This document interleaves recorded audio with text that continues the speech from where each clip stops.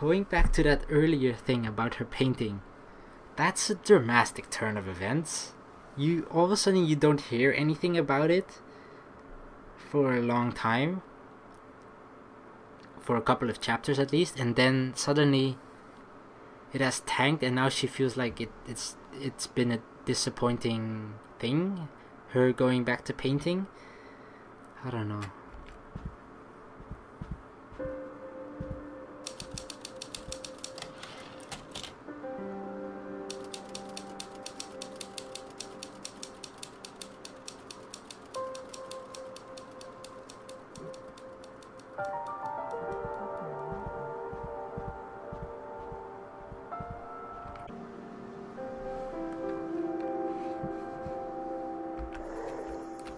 Note on the door. Town list. Go to the library, out of books again. Check community board for babysitters. Swing by the wild. New movie playing. Drop by Dr. Walker's. Call ahead.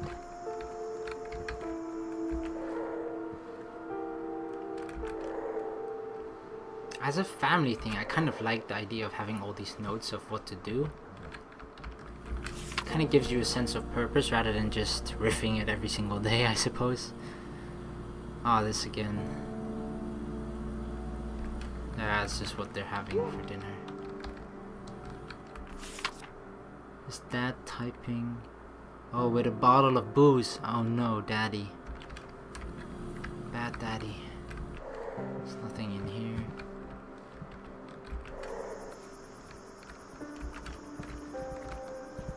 Doesn't even think about it.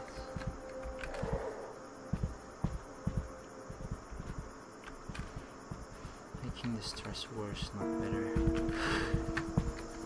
Ooh. Barb, I know I wrote yesterday, but I need your advice. I think Dan's drinking too much. And before you start to worry, let me say he's not an alcoholic. It's just because of the pressure he's under trying to finish the book. But you know Dan's never exactly been a health nut. He isn't gaining weight yet, though even that's just because alcohol kills his appetite. So he's hardly eating at night, which is another problem altogether. I don't think he sees what he's doing to himself, and I don't know how to break through to him about this.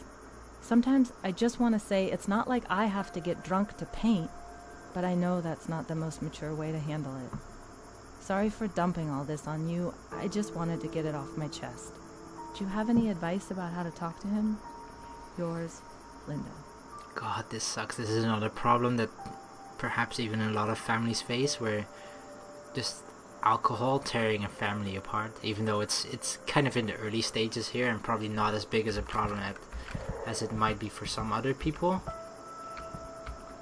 But just kind of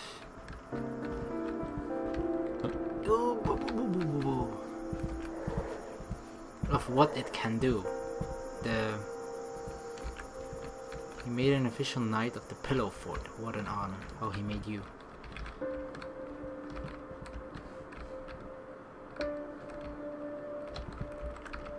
So cold last night. Oh, they're all here. Hey, Dad. Hey, Tommy. And he promised. Hey, Mommy. Hey, honey. Come on, explore memories.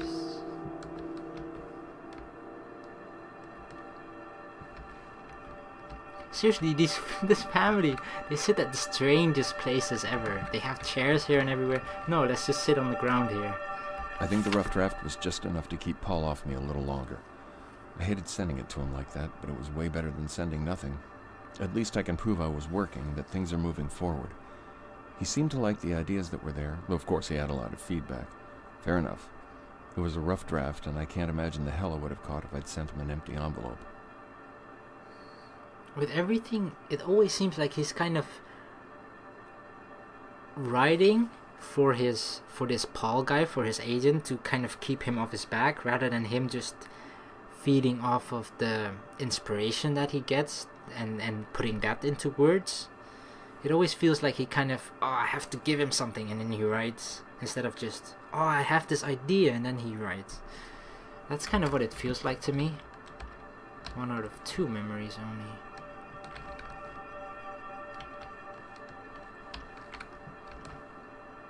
he falling? What the hell? What kind of dance move is this? Yep, he stubbed his toe. Oh no. Oh, that's gonna hurt. I saw a picture of someone's toe that was like completely pointing to the left. That was really... Ugh. Well, not ugh, but like, what the hell?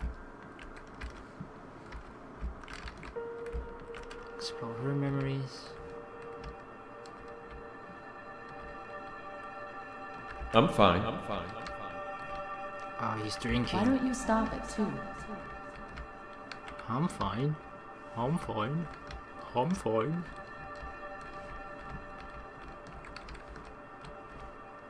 Who stops at 2? Well, 2 is fine.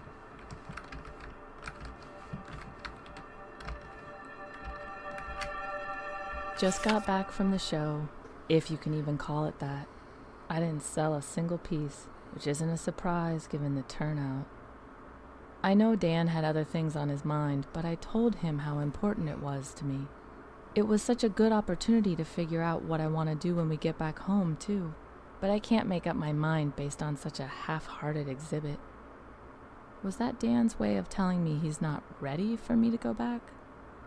I don't want to read too much into it, at least not so soon, but it's really hard not to.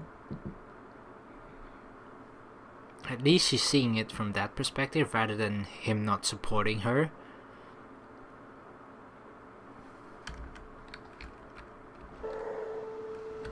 Oh. Read his thoughts for the final clue. His jogging shoes are right there. He just has to make the effort. He wants him to do something else, as exercise or something.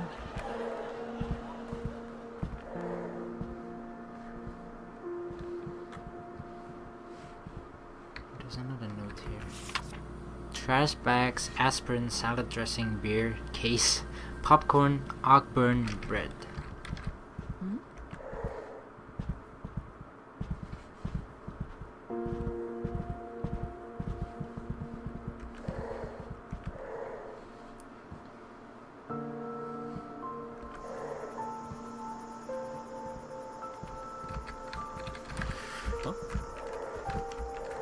Ooh. Panic mode.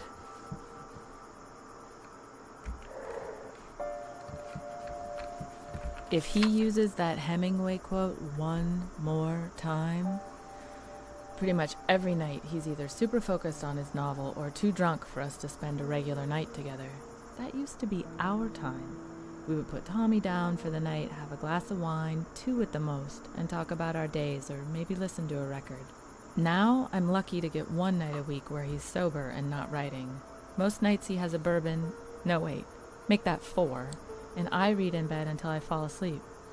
He tries not to wake me up when he comes in, but you're never as quiet and graceful as you think you are when you're drunk, and in a dark room, no less. I know all about that. Of course I want his book to be great, but I also want my husband back. But can't she think of it as from this perspective? Working on the book is only kind of a period of time, right?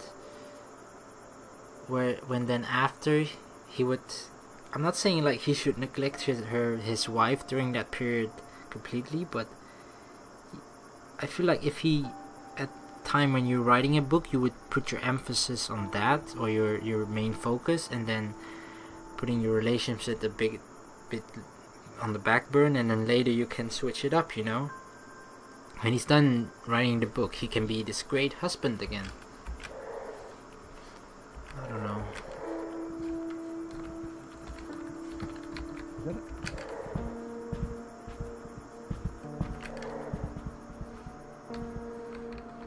Write drunk, edit sober.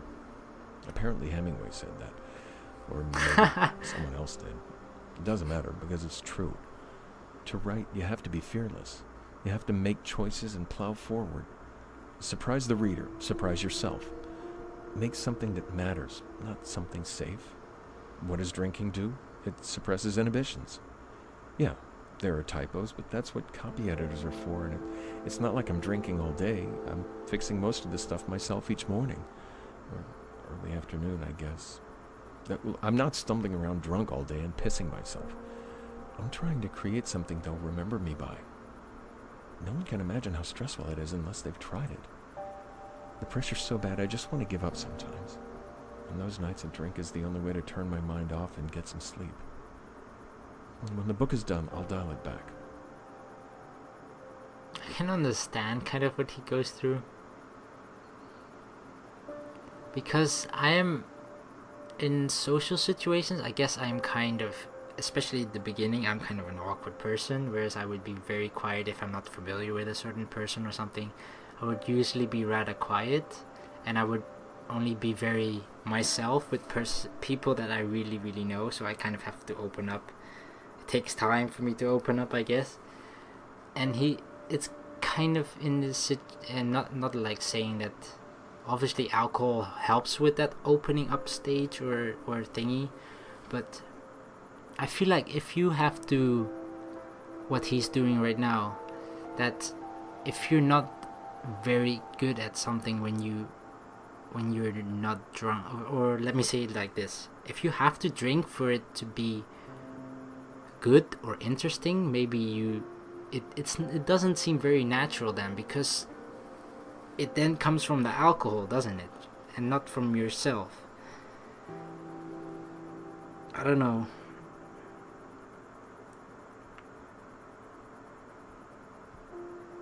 I kind of understand the pressure that he's in, though. The pressure's so bad I just want to give up sometimes. Giving up always seems like the easier thing to do, but I don't know, when you're already this far in, I feel like you can't give up, you just have to go for it. And it seems like the only thing that's kind of keeping him that way, the way of going for it, is apparently drinking. Yeah, and when the book is done, I'll dial it back. See what Dan. Pour a bourbon and work on the apartment scene. Really? That's his choice, to kind of embrace his drinking, to say like, yeah, go for it, and then say it's, and then, but would it really be temporarily? That's what I'm wondering. Where's this guy? Oh, the cone.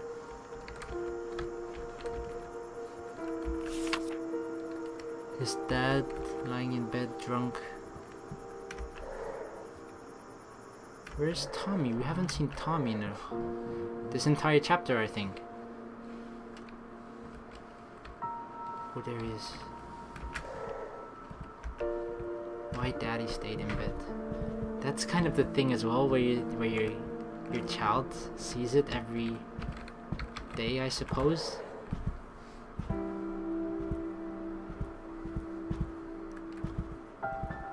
Because you gotta remember that kids, especially at this early stage, they're like sponges. They soak up everything that they see and listen to or hear.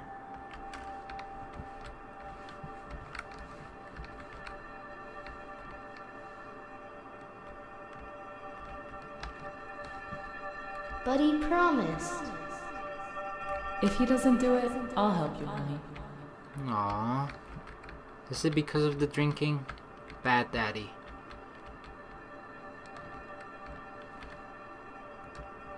I mean, I feel like...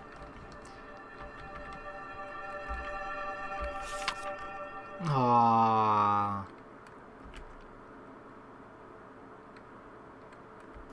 Look at that.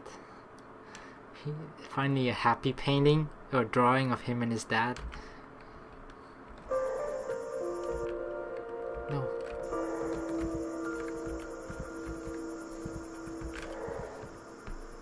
These are the choices. The bottle. Pour bourbon and work on the apartment scene. Linda, his jogging shoes are right there. He just has to make the effort. Is Daddy too sad to put together my car? This is how I feel. I feel like, especially with alcohol, when it's in a situation like this, where it can, with family and stuff, where it can actually hurt those people, not like physically, but just affect them in a negative way. I feel like that's where you you should see or kind of be pointed out to you that it's a problem for them. So I feel like I should not accept that at all, even though it's working with his writing. It's something that you just cannot, or I personally feel that that's something I would not be able to accept.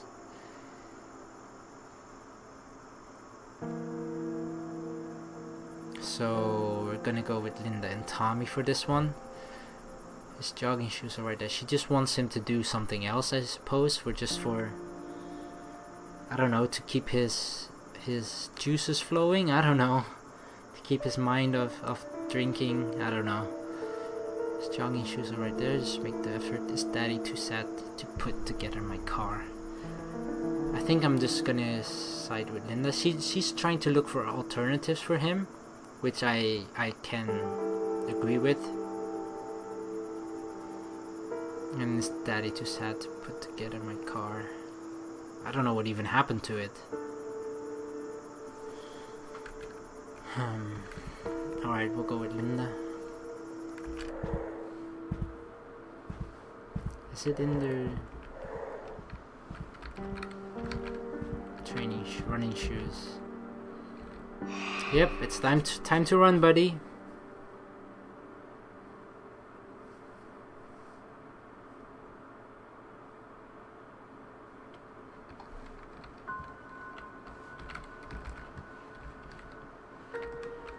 Ah, the car.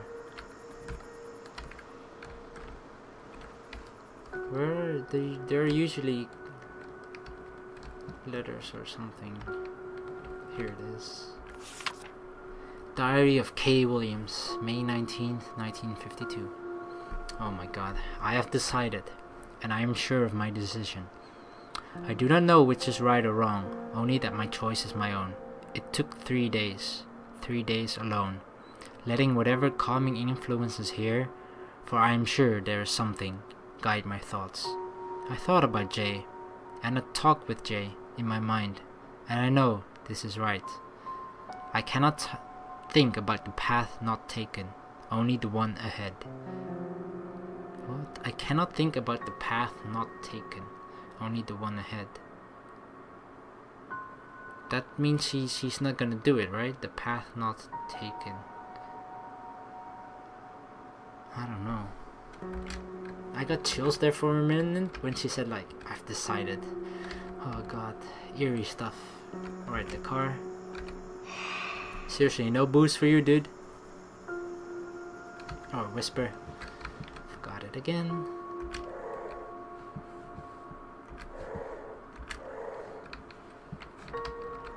Maybe some water, maybe. Exactly, waters. I'm drinking water right now. It's very delicious, dude.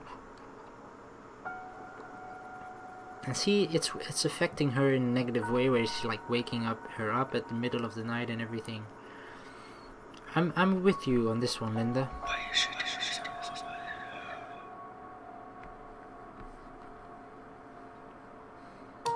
After talking with Linda, Dan realized how much of his habit was hurting their relationship and his health.